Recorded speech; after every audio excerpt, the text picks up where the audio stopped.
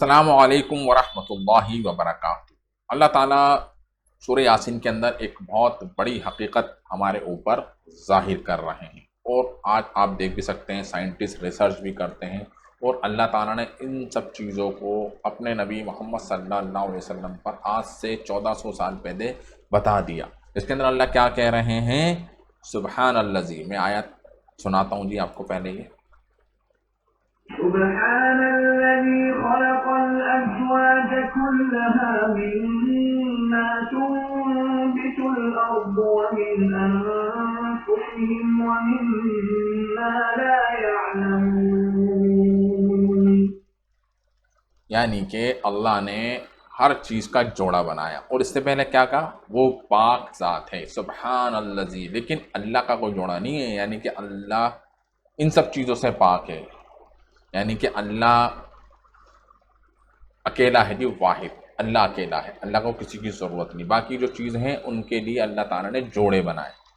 تو سبحان کا مطلب کیا ہے کہ اللہ پاک ہے جی جوڑوں سے، اللہ پاک ہے جی ہر چیز سے، اللہ کو کسی چیز کی ضرورت نہیں۔ سبحان الذی خلق الازواج کلہا، وہ پاک ذات ہے جس نے ہر چیز کے جوڑے پیدا کیے، یعنی کہ کوئی بھی چیز ہے جو زمین میں سے اگتی ہے، اللہ تعالیٰ نے اس کا جوڑا بنایا۔ وَمِنْ أَنفُسِهِمْ، اور خود تم اپنی اگر جانوں کے اندر بھی دیکھو گے، یا خود اپنے نفس کے اندر بھی دیکھو گے، یا اپنی اندر جھانکو گے، تو آپ کو بھی لگے گا کہ ہاں جی اللہ تعالیٰ نے کس طریقے سے انسان کی تخلیق کی ہے، کہ اس کے بھی جوڑے بنائے ہیں جی۔ آج اگر سائنس کے مطالبے سے ہم بات کریں، الیکٹران، نیوٹرون، پروٹون، ٹھیک ہے، تو یہ سب چیزیں اب ظاہر ہو رہی ہیں، لیکن اللہ تعالیٰ نے کیا بتا دیا جی؟ یہ آپ دیکھیے جی، اللہ تعالیٰ نے 1400 سال پہلے، اور ابھی تو ایسی چیزیں بھی آئیں گی جس کے بارے میں انسان جانتا ہی نہیں، اور وقت رہتے رہتے ساری چیزیں نہیں جان سکتا انسان، لیکن جس طریقے سے سائنس آگے جا رہی ہے اور بہت سی چیز حقائق نکل کر سامنے آ رہی ہیں، تو وہ اس آیت کے اندر اللہ تعالیٰ کیا کہہ رہے ہیں؟ وَمِمَّا لَا يَعْلَمُونَ، خواہ وہ چیزیں ہوں جنہیں یہ جانتے بھی نہیں، یعنی کہ کچھ چیزیں ایسی ہیں جن کے بھی ہم نے جوڑے بنائے لیکن انسان ان تک نہیں پہنچ پایا ہے۔ وہ پاک ذات ہے جس نے ہر چیز کے جوڑے پیدا کیے، خواہ وہ زمین کی اگائی ہوئی چیزیں ہوں، خواہ خود ان کے نفوس ہوں، سمجھے؟ یعنی کہ خود انسان کی اپنی جان، یا خود انسان اپنے اندر بھی جھانک کر اگر دیکھے تو اس کے اندر بھی اس کو جوڑے، یعنی کہ جو سیلز بنے ہوئے ہیں، اگر اس کو پھر تہہ کے اندر جائیں گے تو پھر انسان کو پتہ چلے گا کہ واقعی میں ہر چیز کا اللہ تعالیٰ نے جوڑے بنائے، خواہ وہ چیزیں ہوں جنہیں یہ جانتے بھی نہیں۔ بہت سی چیزیں ایسی ہیں جو وقت کے ساتھ ساتھ آپ دیکھیں گے آئیں گی،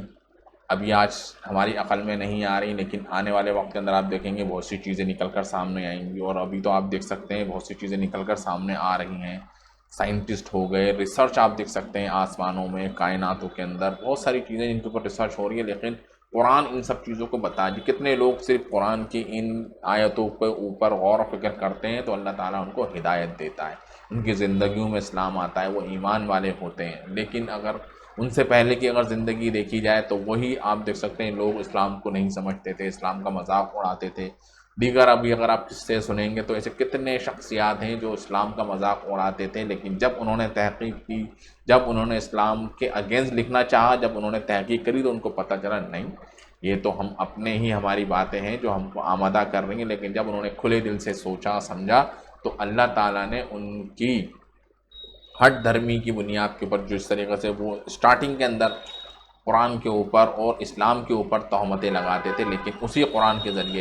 ذریعے سے اللہ تعالیٰ نے ان کو ہدایت دی۔ تو کہنے کا مقصد یہی ہے کہ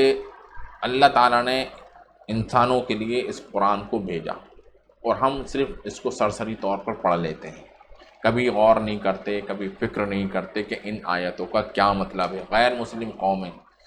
قرآن کو پڑھ رہی ہیں، ان کے اوپر ریسرچ کر رہی ہیں۔ ہمارا عقیدہ تو ہے کہ ہاں جی اللہ تعالیٰ کی کتاب ہے جی قرآن، لیکن اس کے اندر جو حقائق ہیں، جو چیزیں ہیں، جو اللہ تعالیٰ نے احکامات دیے ہیں، ان کو ہم نہیں مان رہے، اپنے حساب سے اپنی زندگی گزار رہے ہیں، تو گمراہ ہو رہے ہیں، خود بھی گمراہ ہو رہے ہیں، لوگوں کو بھی گمراہ کر رہے ہیں، اور زندگی ہماری خراب ہو رہی ہے، مرنے کے بعد والی زندگی بھی ہماری خراب ہوگی۔